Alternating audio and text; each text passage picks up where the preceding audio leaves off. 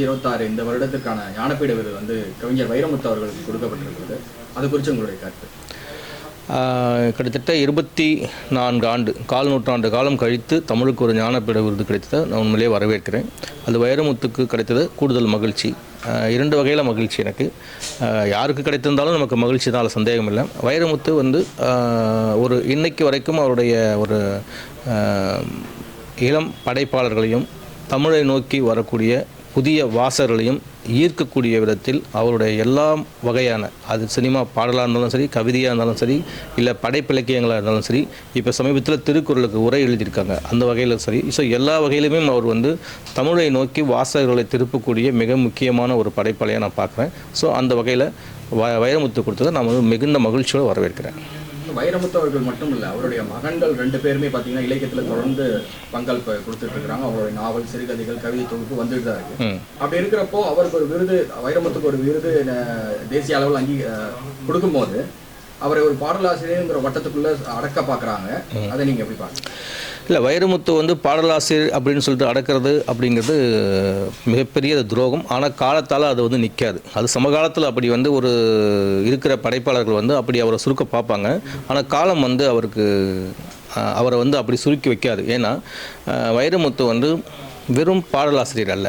வெறும் பாடலாசிரியர் நான் ஏன் சொல்கிறேன் அப்படின்னு சொன்னால், பாடலாசிரியர்களுக்கு வந்து இலக்கிய அறிவே தேவையில்லைங்கிற மனநிலையில் வந்து இன்றைக்கி வந்து யார் வேணாலும் எழுதிடலாங்கிற ஒரு சூழல் இருக்குது. ஆனால் வைரமுத்துடைய பாடல்களே வந்து இலக்கியம் தான். நீங்கள் சங்க இலக்கியத்தில் இருந்து சமகால இலக்கியம் வரைக்கும் வைரமுத்துடைய பாடல்களை பார்க்கலாம். கற்பனையை வந்து தமிழ் இலக்கியத்துடைய ஒரு ஆதாரமே வந்து இயற்கை சார்ந்த, மண் சார்ந்த, வாழ்வியல் சார்ந்த கற்பனைகள். இதை சமகாலத்தில் இருக்கிற எந்த நவீன படைப்பாளியும் இதை அதிகம் அந்த ஒரு 90-50% வந்து இதை பயன்படுத்துறதே இல்லை. அவங்க எல்லாம் வந்து இன்னமும் வந்து மகாபாரதத்திலிருந்தும் கம்பராமாயணத்திலிருந்தும் புராணங்களில் இருந்துமே வந்து தங்களுடைய படைப்புகளை வந்து கொடுக்குற ஒரு காலகட்டத்தில் தான் இன்னமும் இருக்குது. ஸோ இன்னும் தமிழுடைய அந்த வேர்கள்னு சொல்கிறப்ப இல்லையா, அதை வந்து முன்னிறுத்துகிற எந்த படைப்பாளையும் தமிழில் மிக குறைவுன்னு தான் நான் கிட்ட சொல்லுவேன். ஸோ வரலாற்று புதினங்களை படிச்சுட்டு, வரலாற்று நூல்களை படிச்சுட்டு, வரலாற்று நாவல் ஆசிரியராக மாறுறதும், தங்களை மட்டுமே ப்ரொமோட் பண்ணுறதாக எழுதுறவங்க தான் அதிகமாக இருக்கிறாங்க. அந்த வகையில் வந்து அவரை பாடலாசிரியர் மட்டும் என்று சுருக்குவது இன்றைக்கி சமகாலத்தில் இருக்கிற படைப்பாளிகளுடைய ஒரு குறுகிய மனப்பான்மை. காலம் அதை வந்து ஒரு பொருட்படுத்தாது. அவர் வந்து ஒரு அனைத்து தரப்புக்குமான ஒரு முழுமையான ஒரு இலக்கியவாதி, படைப்பாளி அப்படிங்கிறத தான் வரலாறு பேசும். அதுக்கு நிறைய இருக்குது. அது வந்து ரொம்ப நீண்ட விவாதம். நான் உதாரணத்துக்கு வந்து கருவாச்சி காவியம், கள்ளிக்காட்டு இதிகாசம் 2மே எடுத்துக்கிட்டால் கூட இன்னும் நிறைய இருக்குது. அது 2 மட்டும் எடுத்துக்கிட்டால் கூட கீராவை வந்து நம்ம வந்து கரிசல் காட்டு பிதாமகன் அப்படின்னு சொல்லிட்டு ஒரு ஐக்கான் பண்ணுறாங்க. உண்மைதான், நிறைய எழுதியிருக்காரு, இல்லைன்னு சொல்ல முடியல.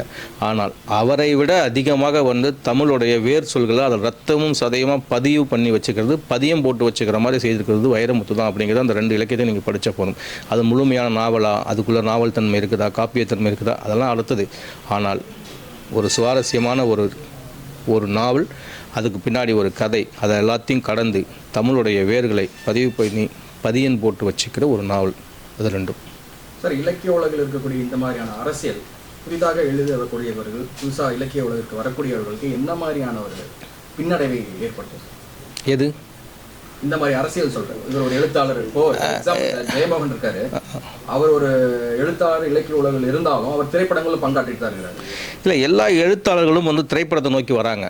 நீங்கள் இன்றைக்கி காலகட்டத்தில் வந்து தமிழ் சினிமா, தமிழ் படைப்புலகத்தில், எழுத்துலகத்தில் திரைப்படத்தை நோக்கி வராத அல்லது வர விரும்பாத எழுத்தாளர்களே இல்லைன்னு சொல்கிற அளவுக்கு தான் வந்து இங்கே நடைமுறை இருக்குது. நாங்களே வந்து ஒரு வியந்து சினிமாவை நோக்கி போகும்போது, சினிமாவில் உச்சத்தில் இருக்கிற ஒருத்தர் வந்து இலக்கியத்தை நோக்கி திரும்பி வந்து இந்த விருதுகளை வாங்குவது வந்து அவங்களுக்கு வந்து ஏற்புடையதாக இல்லை. அதுக்கு நிறைய பேர் என்னால் சொல்ல முடியும். திரைப்படத்தில் இருந்து படைப்பு நோக்கி வரவங்கள யாரும் ஏற்றுக்கிறது இல்லைங்க. ஆனால் படைப்பாளர்களாக இருக்கிற எழுத்தாளர்கள் எல்லாரும் திரைப்படத்தை நோக்கி தான் போயிட்டுருக்காங்க. இதுதான் உண்மை. சரி, போய் வெற்றிகரமான ஒரு இடத்த அவங்க தக்க வச்சுக்கிட்டாங்களான்னா அதுவும் இல்லை. அங்கேயும் முழுக்க கமர்ஷியல். எழுத்தாளர்கள் வந்து மலையாளத்தில் எழுத்தாளர்களை நோக்கி சினிமா துறை போகுது. ஆனால் இங்கே எழுத்தாளர்களே சினிமாவை நோக்கி போயிடுறாங்க. அங்கே போயிட்டு அவங்களோட சேர்ந்து அவங்களுடைய அந்த எல்லா வகையான அந்த முரண்பாடான செய்திகளையும் தகவல்களையும் அங்கே வந்து கொட்டி அவங்க தங்களுடைய வாழ்வாதாரத்துக்காக அங்கே போக வேண்டிய கட்டாயம் வருது. அதனால் வந்து இந்த முரண் வந்து அவங்களுக்கு பிடிக்கல சமகால எழுத்தாளர்களுக்கு. இவர் ஏன் இங்கே வராரு, இவர் ஏன் இந்த விருதை வாங்குறாருன்னு சொல்லிட்டு. ஆனால் இதே எழுத்தாளர்கள் தான் சினிமாவுக்கு போய் சிறந்த கதாசிரியர், சிறந்த திரைக்கதை ஆசிரியர் அல்லது வந்து ஏதோ இந்த மாதிரி சில விருதுகளை வாங்குறதுக்கு துடிச்சிக்கிட்டு இருக்கிறாங்க. ஓகே, நீங்கள் பல வருடங்கள் பதிப்பாளராகவும் இருக்காங்க, எழுத்தாளராகவும் இருக்கீங்க சார், திரைத்துறையிலையும் இருக்கிறீங்க. வைரமுத்து அவர்களுடைய இலக்கியம் சார்ந்த புத்தகங்கள் விற்பனையில் எப்படி இருக்கு? அவரோட புதுசாக ஒரு புத்தகம் எழுதினாலும் சரி, அவருடைய நீங்கள் சொன்ன கள்ளிக்காட்டு இதிகாசம், அவருடைய கவிதை தொகுப்புகள் விற்பனையில் எப்படி? விற்பனையில் வந்து இன்றைக்கி வரைக்கும் டாப்பில் இருக்குது. நான் கூடவே வந்து சமீபத்தில் வந்து வள்ளுவர் மறை வைரமுத்து உரைன்னு சொல்லிட்டு அவர் திருக்குறளுக்கு உரை எழுதினார்.